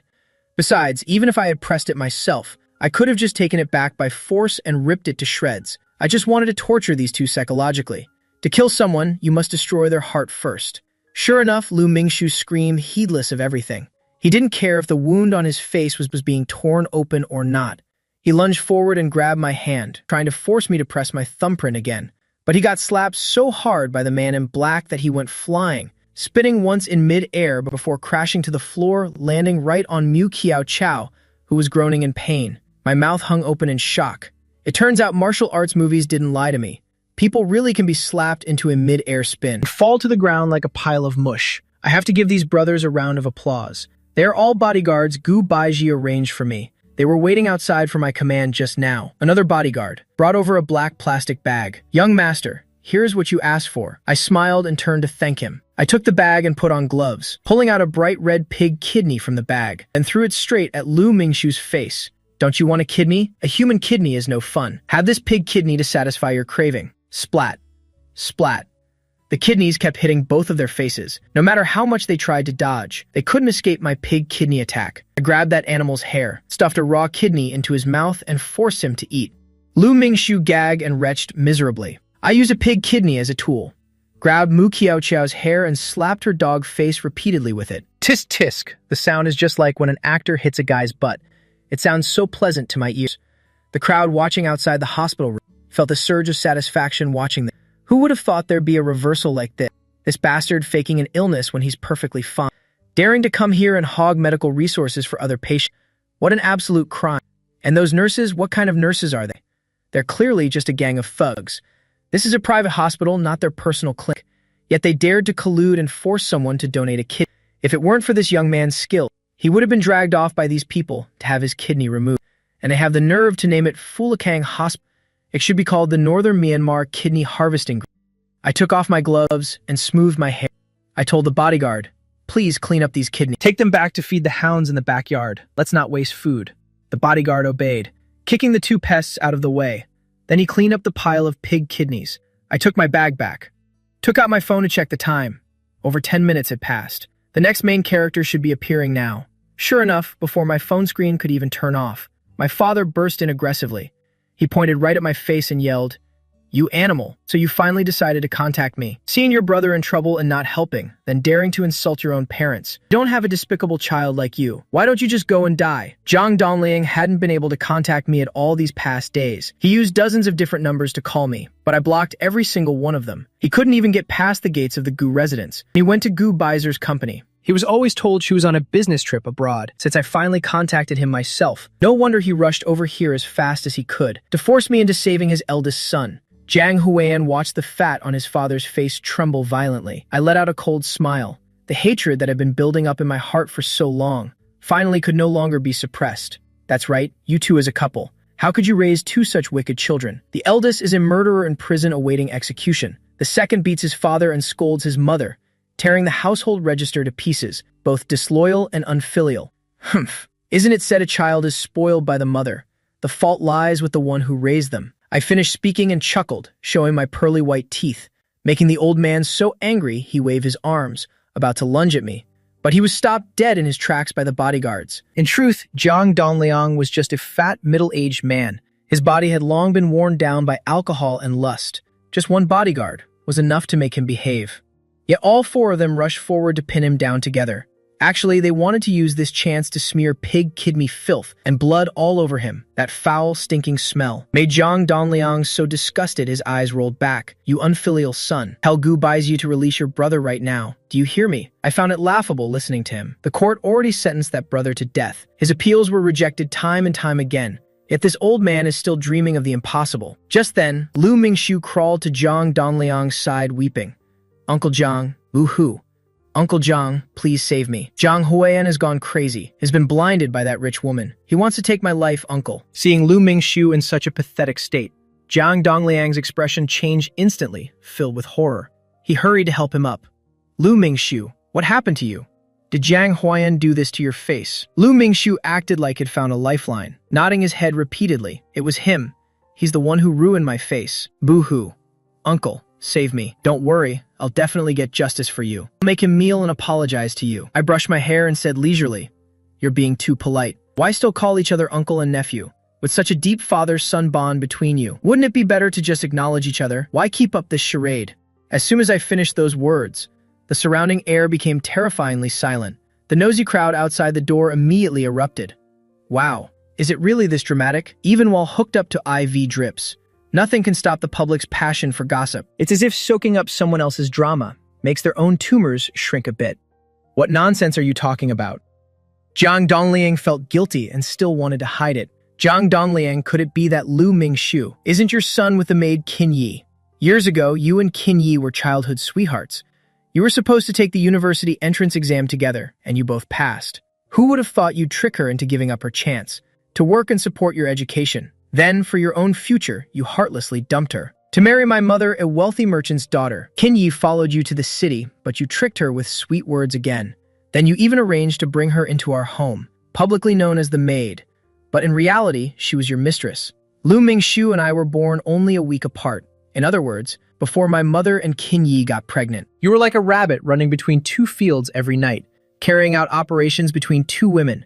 You sure were busy sowing your seeds. Your stamina is quite impressive. Don't feed these pig kidneys to the dogs. It's much better to give them to you for nourishment. Zhang Dongliang's face turned purple and dark with resentment, both furious and panicked. He roared, "Stop talking. Shut up." He was about to strike, but he was still held tight, so I continued. So when Lu Mingshu saw the eldest brother sentenced to death and saw the inheritance about to fall into my hands, how could he possibly be satisfied with that? That's why he staged this play to steal my kidney. He knew my health wasn't great. If I lost a kidney, I probably wouldn't last long. And because of the indulgence and the guilt you felt for them all this time, you would definitely leave the entire fortune to him. That's exactly why he made a move against me. Tisk tisk. What a pity for you, Lu Mingxiu. There is one thing you don't know. The Jiang family has long been nothing but an empty shell. Jiang Dongliang begs me every single day. He'd probably even kneel and plead if he could, begging my wife for some spare change to save his pathetic, crumbling company. A few days ago, I heard the bankruptcy announcement has already been drafted, just waiting for the right moment to go public. Lu Mingxiu turned to his father in a panic. Is that true, father? Is that really the truth? Jiang Dongliang stammered, unable to speak. Cold sweat poured down his face. Lu Mingxiu was about to say something else, when suddenly a figure rushed in like a bolt of lightning. In the blink of an eye, she was right in front of Jiang Dongliang. She grabbed a wooden stick from the ground and delivered a heavy blow right to his forehead. You bastard. You scum. You wretched old man. So this is why you've been so good to that bastard child. No wonder you kept buying everything for that mother and son. It turns out you were all just a bunch of adulterers. I'm going to kill you. I will kill every last one of you. That was my own mother charging in like a mad woman. Of course I called her. The timing couldn't have been more perfect. She had heard everything while standing outside. As soon as she burst in, she delivered a preemptive strike. Jiang Dongliang couldn't react in time and was hit. He then slipped on the pig blood and tumbled to the floor. Madame Jiang straddled his fat belly and rained down blows on him, making him howl in pain as his head bled. I just stood there watching coldly, without the slightest intention to intervene or help. On the contrary, I felt immensely satisfied. Suddenly, I remembered my childhood days. My parents used to treat me just like this. At age 7, I worked my heart out to get perfect scores in 2 subjects. I excitedly showed my parents, hoping for praise, thinking I would see their happy smiles. Instead, my father's facial muscles twitched. He grabbed my hair and yanked my head back, then delivered a barrage of stinging slaps to my cheeks, simply because I did better than my 9-year-old brother. He thought it was a sign I wanted to fight my brother for the inheritance, that I had malicious ambitions since I was a child. The more I pleaded, the more I was beaten until blood leaked from my ears, nose, and mouth. That little child cried his heart out that day, while my mother sat nearby, leisurely eating expensive fruit. She glanced over and said, "Why bother with good grades in primary school? You're useless anyway. Might as well spend your time learning how to look good. So when you grow up and look handsome and pretty, you can help your father with some business deals." My brother was sitting not far away, indifferent, as if it weren't his business, keeping his head down, focused solely on playing games on his device, occasionally looking up to mock me, looking at me with the same contempt one has for a dog, then mouthing the words, "You idiot." To the outside world, they always acted like a happy, loving family. But inside, my life was worse than a dog's. Later, seeing me grow more and more handsome, they suddenly started buying me a lot of things, expensive designer clothes and shoes. It wasn't because they'd had a change of heart, but because they wanted to turn me into a brainless, pretty boy who only knew how to indulge in pleasure, making me lose the ability to compete for the inheritance, so they could eventually marry me off into a wealthy family, to bring benefits to their own household. Under such a terrible upbringing, I became someone extremely starved for affection, desperately craving family bonds to the point of madness.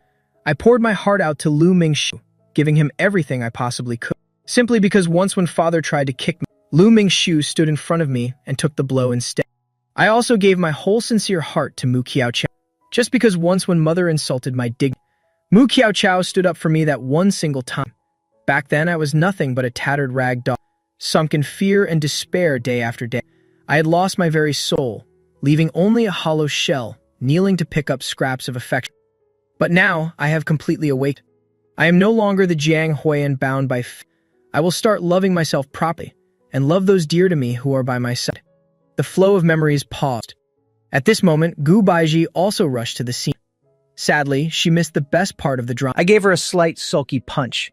The doctor said the child is already dead. Then the milk finally comes in. You're so late, you didn't get to see any of the show. Gu Baiji was between laughter and tears.